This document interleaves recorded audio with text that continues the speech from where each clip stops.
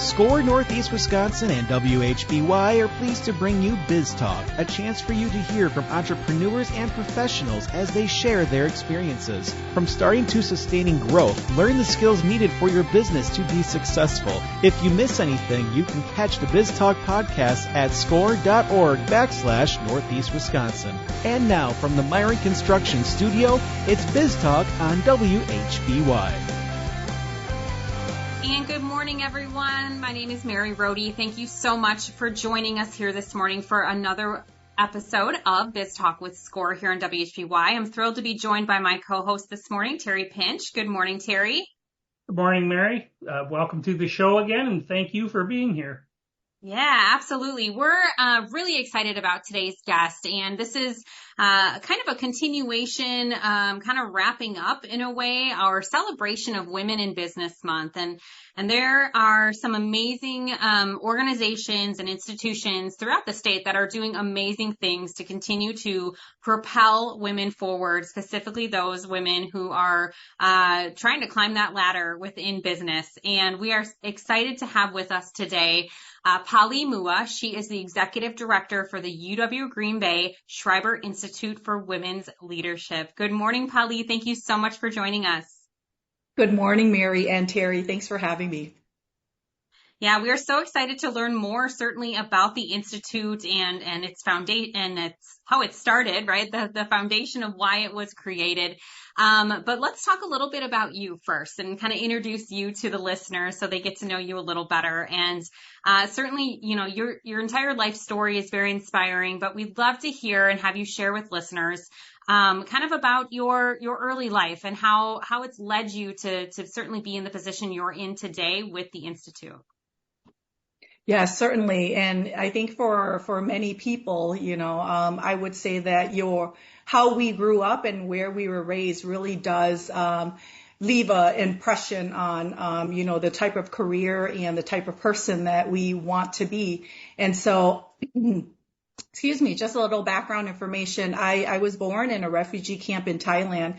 My family was fortunate enough to be able to come to the United States, part of the Refugee Act in 1980, but also because my father had aided in the secret war, and we arrived in California in 1985, and so we left our home, our people, our culture, our identity behind to find a better life for our children. At least that was the direct quote that my dad would say over and over to us, you know, as we continue to build a new life, a different life here in America. And so, you know, for him particularly, it was giving his children that access to a safe environment for them to be able to thrive and gain different opportunities. And so, like I said, that was my dad's story. That was his testimonial.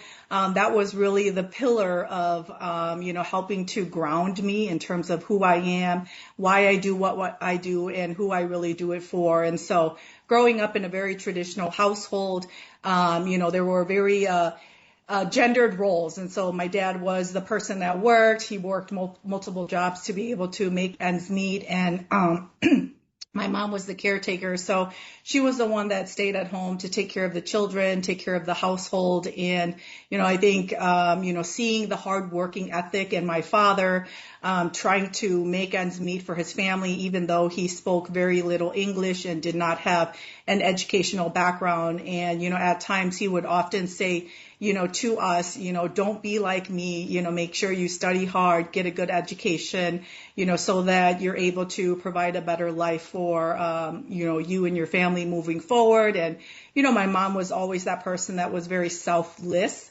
You know, she gave up that aspect of, you know, wanting to work outside of the household and really focusing her effort and her energy on taking care of the children, taking care of the household. So I felt I was really blessed to always have hot meals when I came home after school, you know, an adult that was present in my life. And so, you know, my parents really grounded me on family, you know, being able to be there for one another, but also working hard, you know, and striving for that future that you ultimately want and being able to then reach back and help your family. That's awesome. So kind of talk us through, you know, from California to Green Bay, Wisconsin, everything in between. What has that career path been for you to really aspire to ingrain yourself with what your parents taught you growing up, and what is something really valuable that you've learned from that career path? My career path has always been in education, and I think purposefully or intentionally, but also it always aligned with who I am as that lifelong learner, someone who loves to be able to acquire new knowledge, be able to share that knowledge with other people. And so my background has been in education, working in K through 12, to public universities, private universities, but really always centered around access and inclusion and, engagement, direct support to people and organizations so that they can also have the tools and knowledge to be, the best person they can be, and be able to utilize some of those strategies, that knowledge base to be able to help, inspire themselves as well as others. As an educator, I do firmly believe that knowledge is a very powerful tool, regardless if you're learning knowledge inside the classroom or outside of the classroom.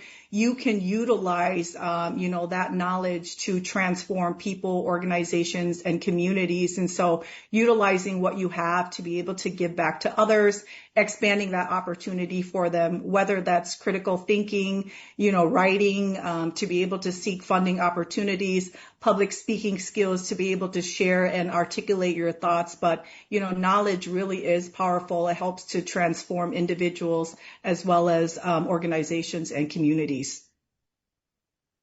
Well, then certainly I think it's safe to say that you are in a role that was meant for you. I think, having you in that leadership role at the Institute, and here as we switch gears and kind of start talking about the Schreiber Institute for Women, women's leadership a little bit, it is definitely safe to say that this institute has had a very impactful moment in the last few years. It's had a lot of publicity, a lot of impact on a lot of women that I personally know.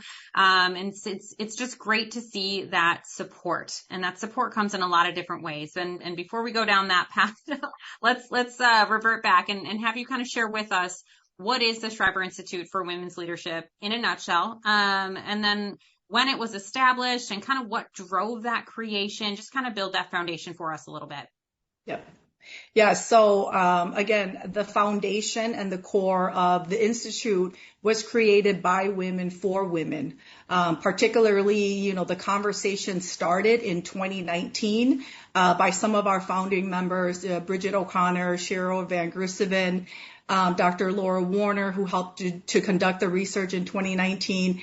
And then the naming partner, Schreiber Foods, came on board in 2021. And so that's where the Schreiber Institute for Women's Leadership really then established and created a foundation, with the University of Wisconsin Green Bay. And again, it's really the like-minded individuals, particularly women, that wanted to be able to address the need, the gap, and really create a more supportive community for women leaders in the Green Bay area. And what started as a conversation has rippled into programs, services, network, and a regional location for women to be able to learn, listen, feel inspired, be empowered, and be able to give back to other women as well.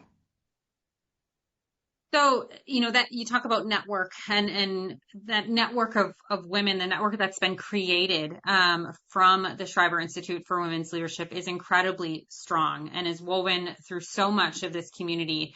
What are some of those services that the Institute provides to really help support its mission throughout the community?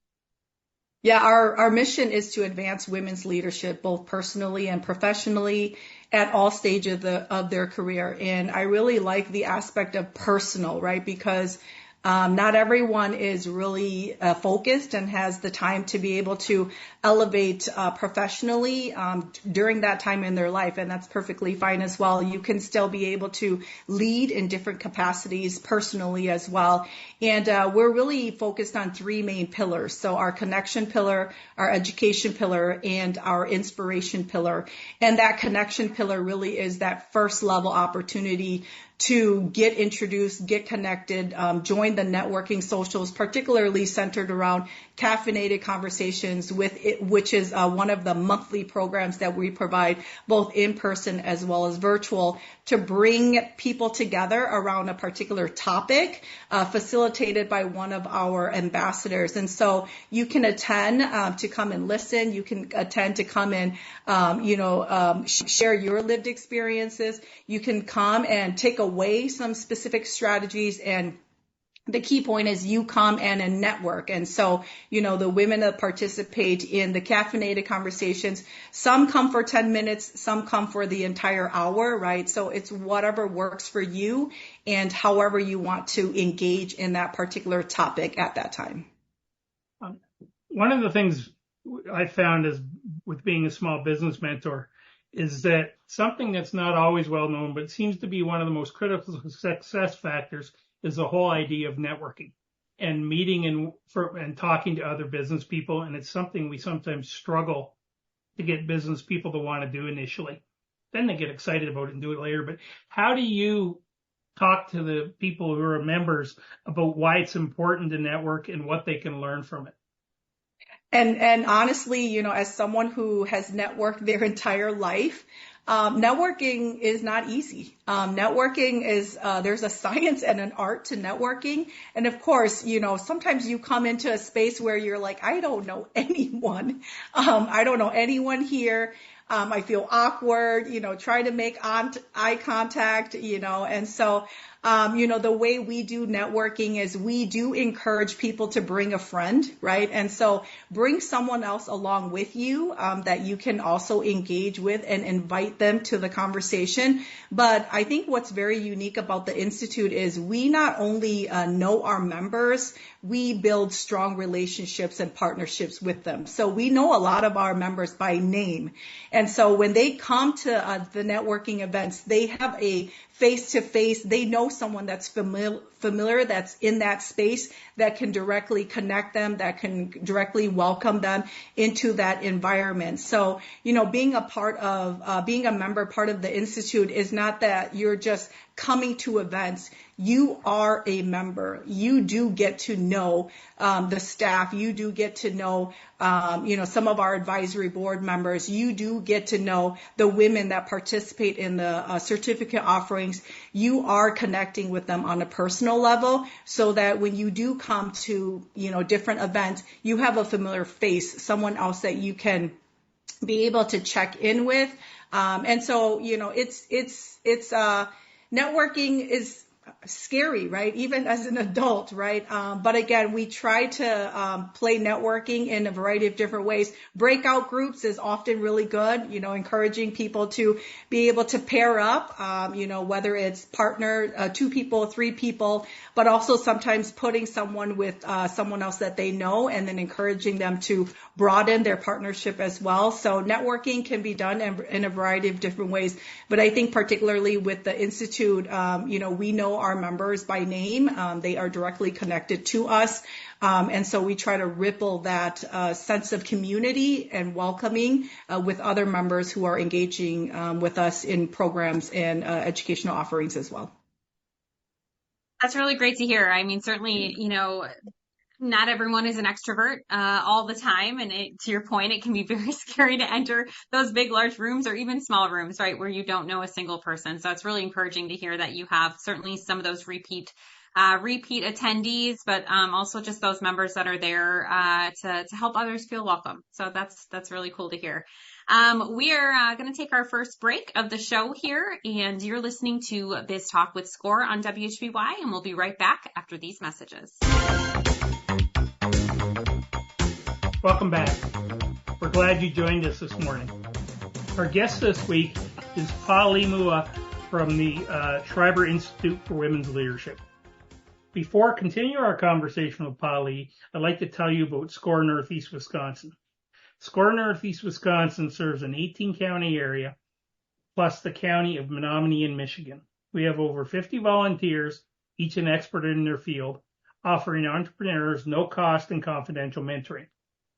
Those areas of expertise include IT, social media, marketing, cash flow, strategic planning, workflow, bookkeeping, best practices, etc. In order to register for a no-cost confidential mentoring session or learn more about SCORE Northeast Wisconsin, visit our website at score.org/Northeast Wisconsin. You can learn more about how the SCORE chapter can assist you with starting and growing your business, and you can complete an application for a mentoring session. Simply complete the online form and submit it to SCORE. Within a few days, a SCORE mentor will be contacting you to set up a meeting. Remember, SCORE is no cost and offers experts who can offer you assistance in many different areas. To get started, visit our website at score.org/Northeast Wisconsin. To support small business people, SCORE Northeast Wisconsin is always looking for new mentors. If you have experience that you'd like to share with others, we'd love to talk to you. We welcome volunteers with experience in all aspects of business. Small business owners need your help, and your experience can make a real difference to their success. Go to score.org/Northeast Wisconsin, click on the volunteer button, and fill out the short application. We'll get back to you to explain more. Thanks again for joining us on Biztalk. And now back to Pa Lee. And talking a little bit more about the Schreiber Women's Leadership Institute. Could you talk a little bit about how the memberships work and what your membership base looks like? Yeah, I certainly can. Our membership, we have really two tracks, individual membership, single person, single entrepreneur, an individual that really wants to expand their capacity, their knowledge, as well as the network, and then a business membership. So a business organization can join as a member, and part of their business membership is that all their employees have full access to the different opportunities that we provide, whether it's caffeinated conversations or the certificate offerings or the stories from experience as part of our inspirational platform. And so, our individual and our business membership, particularly with individuals, we do yield the majority of members from the Green Bay and Appleton area here, making our ripple effect a little bit more so to the Oshkosh area. But with our business membership, really, that's really how individuals can really maximize some of those benefits. And with the business membership, anyone part of that organization can be able to join some of the conversations. And I want to emphasize this because Schreiber is a huge partner, the naming partner of the Institute, but because they actually have a global reach, we've actually been able to include some of the Schreiber employees from India, Germany, and Spain to be able to join our certificate offerings, our conversations, and really leverage women leadership on an international level. And so not only are we learning from ourselves, we're learning from women that represent different countries. And I think that's very unique, but it's very inspiring and powerful as well. Yeah, that's really cool to hear that you have such a truly global impact now. That's really fascinating. What have you heard from some of the members about the different ways, the many different ways that they participate as a part of the Institute? But what are some of those little tidbits that you've caught or you've heard or been emailed by some of your members that just really make your day? I think for me, it's sometimes it's the handwritten notes that come across my table or the mail, because I know people take an effort in being able to write their feelings, their experiences on paper to be able to mail that. We get lots of different social media posts and buzz. When we share a post about something that's coming up, and the participants are able to really be able to share how they're feeling in that moment, how they're engaging in that conversation. Again, it's really about making sure people feel they have value, they have voice, and they belong. And that's really the key aspect of what what our members are saying is that I am learning, I am growing, I am listening, I feel valued, I feel validated, but also I am networking and learning from a variety of different women in a variety of different levels. And, it helps inspire me to also give back to others in a different way because I feel like I've gained so much. As you look at this membership where it's global in nature, do you see significant differences across countries in the way women operate within a business? I mean, there were some differences, but majority of the time it was a lot of similarities, So we talked a little bit about work culture, work environment, the work environment. We talked a little bit about the different hats that women have to wear, whether it's personal or professional, and the different type of professional development opportunities. And so again, it was really good to hear, that the women wanted to be able to join, a global cohort to be able to learn from us, but also take some of the strategies that we're doing here, in the U.S. to be able to incorporate and implement, in their countries as well. So it was a eye-opening opportunity to really listen and learn from one another, and really celebrate each other, right? Some of the trials and tribulations and obstacles that, our international cohort women are sharing, really further validates the need for a supportive community, the need to be able to, express their emotions in a safe audience, in a safe crowd, even though it was virtual, but women just felt a sense of security to be able to be vulnerable, to be themselves, to share their authentic and vulnerable story, and then have other women really validate that, but also give them specific strategies of this is what worked for me. Maybe you could try to see if that would work for you. Great. This is the time for our second break. You're listening to Biztalk with Score on WHBY. I'll be right back after these messages.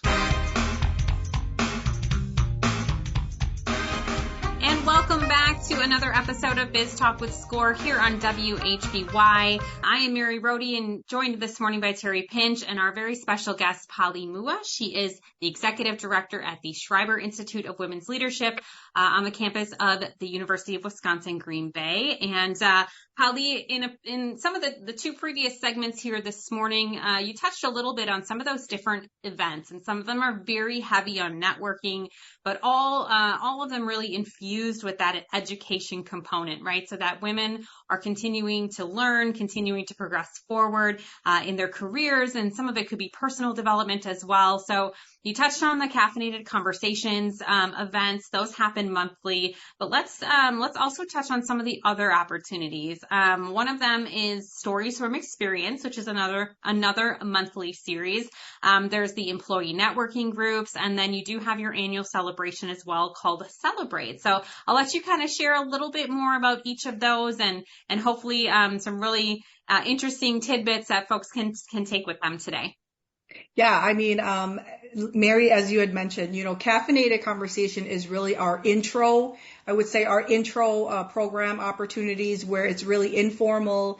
People can come and stay as long as they want, or they can come and, stay, 10, 15 minutes. And caffeinated is monthly, and there are two options. So there is in-person caffeinated conversations, because we still do believe in that face-to-face interaction and people being able to sit around a table and enjoying the company of each other and, talking and sharing and laughing and, supporting each other. Coffee. And then, yes, and coffee there has as to be well. coffee. And tea, again, not everyone's a coffee drinker, but, and then, the virtual option. And so again, caffeinated conversation virtually, again, it's about, giving access for some women who are not able to come into some of those in-person sessions. And so, we're able to, pivot a virtual platform to be able to engage women, in multiple places. But, to your point, the other aspect is our educational offerings. And I would say that's a little bit more,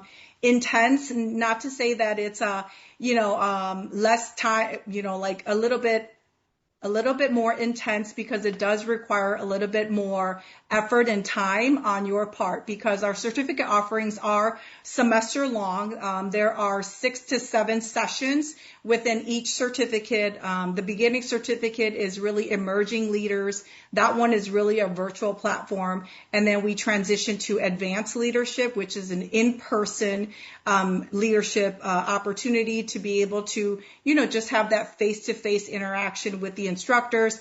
And then, we've incorporated a executive coaching opportunity that we just included almost 2 years ago. So this fall is our second cohort of our Women on the Rise. So, it's almost like a tiered leadership opportunity. As someone comes through the educational offerings, they come and start at the emerging level, then they transition to advanced, and then they move forward to our executive coaching. But again, women can come in and join advanced or our coaching cohort if that's where they're at in their career, and if that's the interest of what they want to be able to expand their education and leadership.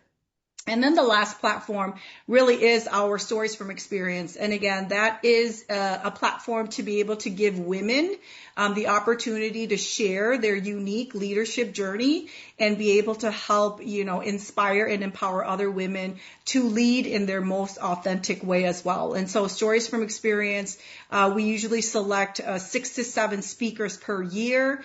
We try to schedule that out so that people can be able to, hold that date and time on their calendar. And again, really highlighting women from a variety of different expertise, background, knowledge, field of industry, to be able to incorporate leadership on a broad scale.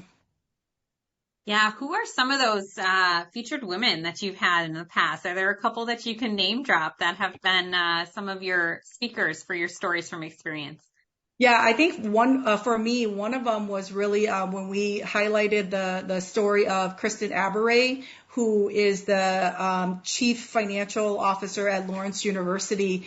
And Kristen Aberay, who is now Dr. Aberay, she relocated to Appleton to take on a very traditional role as the first female in athletic director role at a very predominantly white campus, Lawrence University, right? And again, her journey of, just continuing to be her authentic self, helping people understand her flavor, her style, but also getting people to work with her to be able to impact the students and be able to bring forth, different opportunities for them to be able to grow and learn. So I got to hear a little bit about just her personal side, relocating to the area, raising a family here, but also taking on a very traditional role that was held by men,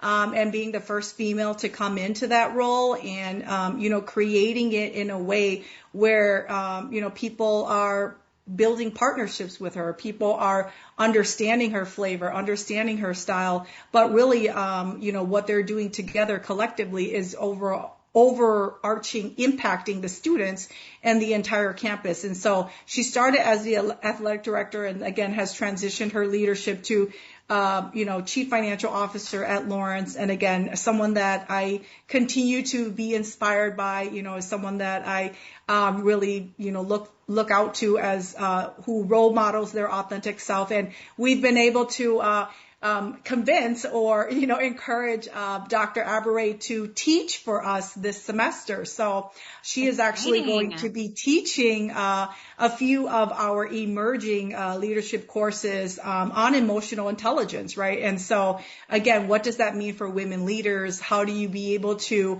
lead in an authentic way, but also still be vulnerable in your true authentic self? So just really looking forward to that opportunity to be able to learn from her as well. That's inspiring. First of all, just hearing you kind of reiterate her story and now to have her on staff, so to speak, and helping further influence and impact lives in the future is really, really cool. One of the things that the Institute has done and continues to do is research, and I'm sure there's many reasons and purposes behind that research, but specifically you all did some research back in 2019, and you utilized some really great local partners, Insight Magazine and the New North board of directors, to kind of help you distribute that survey and get it out. Talk us through kind of the purpose, the reason for that survey, and what were some of those key takeaways and results from it? Yeah, in 2019, that was the first survey that was conducted by the Institute, and in direct partnership and collaboration with our faculty, particularly one of the founding members of the Institute, Dr. Laura Warner, who is now retired, but she continues to partner with us, and we continue to be able to pull her back in for a variety of different opportunities. But again, that baseline research in 2019 was really to create a better understanding for career trends, professional development for women. Particularly why women decided to go into the different career fields that they did. What were some of the, influences that came their way that made them navigate going into education versus business versus, technology. And, as a result of that research, of course, the data revealed that women worked a lot. They are burnt out. They have a lot to balance with work and home. And, as a result of that survey, there were also some recommendations that were made. And the recommendation was different professional development opportunities that really catered towards specific trends and topics that align with women and how they lead. And as a result, our certificate offerings emerged. So both emerging leadership certificate as well as advanced leadership certificate. And again, the content and the sessions that we incorporate in those certificate are very relevant to women leaders today. So some specific session topics are negotiation and confidence,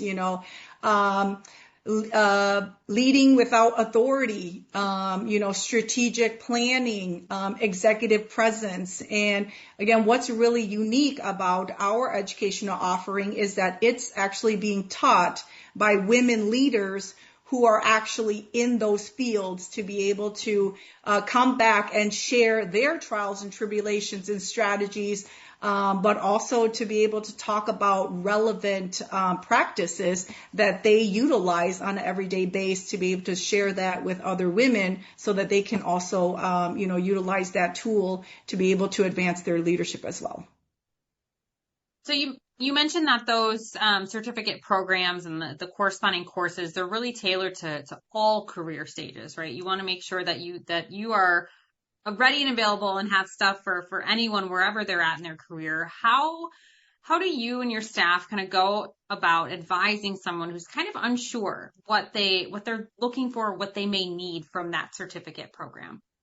Yeah, I always go back to, if you are unsure and you really don't know, reach out. I think the first step is always to ask the question. And so if you don't ask the question, you're not going to really know. And again, we encourage people to be able to, again, if you're not ready for an entire certificate offering or commit to an entire semester, opportunity, that's where you join the caffeinated conversations, right? Because they are very informal. They're monthly. You can choose to join one or two or the entire sessions, or if you're just really wanting to listen and learn, attend stories from experience, right? And so again, different levels of engagement and opportunity for you to be able to participate. But when you're ready to be able to dive a little bit deeper and learn specifically from some of our women leaders, reach out. More than happy to share a little bit about some of the sessions as well as the educational offerings. A few minutes ago, you mentioned that the research done in 2019 drove some of the ideas for certificate programs. Is there now a feedback loop where certificate programs are starting to drive some of the research that gets done as well? Yeah, we actually do session surveys after each of the sessions, part of the certificate as a whole. And then, we incorporate a questionnaire prior to the participants joining each of the cohort. And so really kind of understanding, as you're joining this emerging cohort, what are you looking for? What are you looking to grow? What are some areas of specific content that you want us to be able to expand upon? And then the session surveys, right? They're evaluating the instructor, they're evaluating the content. Is this relevant? Is this what you need? How do we be able to support you in your leadership journey?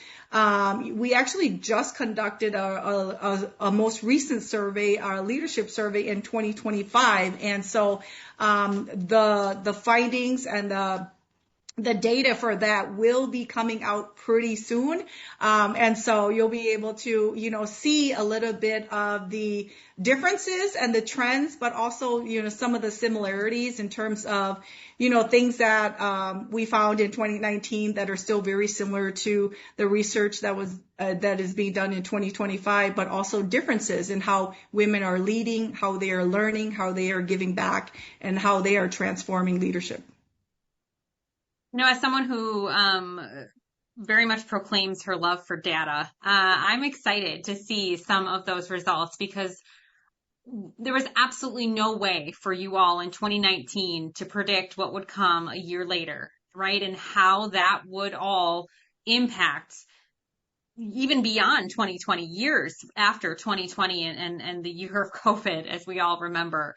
What do you anticipate some of those results being? Do you think there's going to still be some of those, burnout responses and results that you saw in 2019? Is it going to be worse? And kind of, do you, as a team, have you talked like, okay, what's our game plan here with these results, and how are we going to take them and try to not so much fix, but address some of those things that have come from that survey?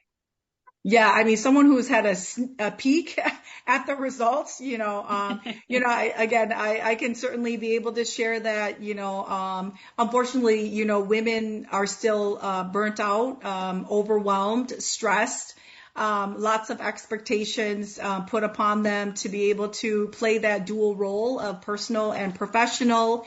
But what's unique is that the current findings in the 2025 survey actually indicate that women are flourishing at a higher rate than men. And so I don't know if, there is a good balance, and organizations and businesses are understanding a little bit of that dual role expectation and being able to provide different benefits and work culture to be able to help women be themselves, but also, gain professional outlook in their role as well.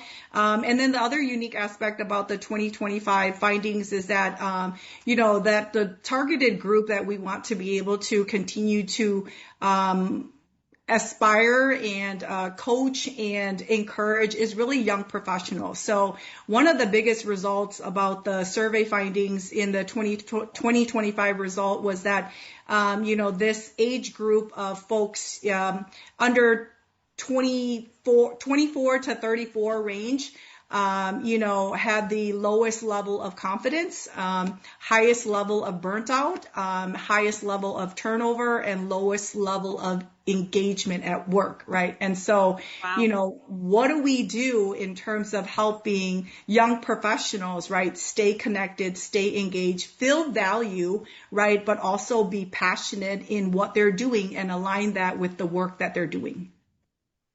So is it safe to assume that some of those results, as kind of Terry alluded to before, that those are going to drive some potential future offerings from the Institute?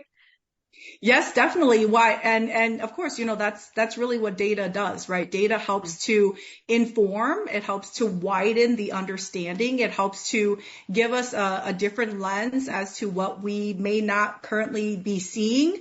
And it helps us to be able to broaden the scope and the work of what we're doing. So there were a lot of positive findings as a result of the data. But again, there's always area of growth and improvement. And that's really what research does, right? It adds to what you're currently already doing and expands upon, some of the recommendations that you need to be able to address. Awesome. Well, with that, we're going to take our last break of the episode here. You are listening to Biztalk with Score on WHBY. I'd like to thank our sponsors and donors. We couldn't present Biztalk without their generous support. Thank you to Haley & Associates. Haley & Associates helps small businesses and individuals not just prepare tax returns, but plan for the future. Haley & Associates, personal connection, positive results. Thank you to Johnson Financial Group. Wherever you are in the life of your business, Johnson Financial Group works to understand your goals and match the banking and wealth services needed to help you complete your mission. Thanks to the Business News for promoting our program, the biweekly business newspaper serving Northeast Wisconsin. The paper contains relevant, useful information about the business community in this region. We would like to recognize the David L. and Rita E. Nelson Fund within the Community Foundation for the Fox Valley region for their generous donation to Biztalk and Score Northeast Wisconsin. And finally, thank you to New North, a regional marketing and economic development corporation, for the promotion of Score. The New North facilitates economic growth and helps people in this region live their best lives. So turn back to Pa Lee. And Pa Lee, could you let our listeners know how they could find out more about the Schreiber Women's Leadership Institute? Yeah, the Schreiber Institute for Women's Leadership. I know it's a mouthful. Yeah, certainly. We actually have a pretty robust social media platform as well. So we are on LinkedIn, Schreiber Institute for Women's Leadership. We're on Facebook, and we do a lot of updated posts of different events, testimonials, images, action footage, on our social media as well. And again, that's really where we get a lot of the traction and the followings. We do have a newsletter that we send out monthly as well, and anyone can sign up to get additional information upcoming, as well as, different things that we're highlighting or celebrating in the newsletter. And you can also reach out directly to me. My email is Moua, MOUAP, at UWGB.edu. More than happy to, have coffee, conversation, be able to just connect individually, personally, as well as professionally, to be able to have another outlet, another resource. And then we have a pretty robust website as well. So off the UWGB main website, the Schreiber Institute for Women's Leadership has our webpage as well, and we have lots of different things that are happening on there, different events, past, present, our advisory board members, who is part of what shapes and shifts and transforms the Institute moving forward, as well as our ambassadors, another level of resource and support for the Institute. And just a variety of our instructors are on there, so you can kind of see their expertise, their caliber. And so you can find the Institute in a variety of different ways. Like I said, reach out directly to me. More than happy to be able to connect and, just have a coffee to get to know people.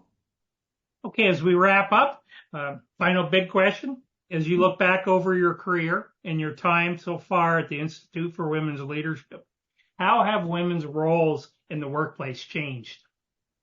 Well, I think women have always been resilient and resourceful. I think we just don't talk a lot about ourselves, and we don't share our success stories. And I think that is definitely something that we need to do more of. Who we are, our stories matter, we matter, and we have to be able to voice our lived experiences, to be able to celebrate ourselves, as well as inspire and empower others to be able to do that. So I think we're definitely on a platform where women are utilizing their voice in a variety of different ways to celebrate who they are, but also to be able to speak up and advocate for other people, that may not always have a voice at the table, and, utilizing their skills and their knowledge to be able to expand opportunities. And so back to the foundation of why the Institute was established, by women for women. It's a collective piece where we bring together women from different unique backgrounds to be able to help us leverage access and opportunity for more women. And so it's aligned with passion and purpose, as well as collective commitment. And, research is always going to be something that we do, part of a university, but also to be able to inform, what we're doing well in areas of growth and opportunity that we can further expand upon. But giving women a place and sense of belonging, but also value to be their authentic self. Great. Pa Lee, it's been fantastic having you on the show. We really appreciate hearing about this, the Institute, and the fact that it's here in Green Bay. It's not something people know enough about, and it's great to have you talk more about this important topic. So thank you very much. Thank you for the opportunity.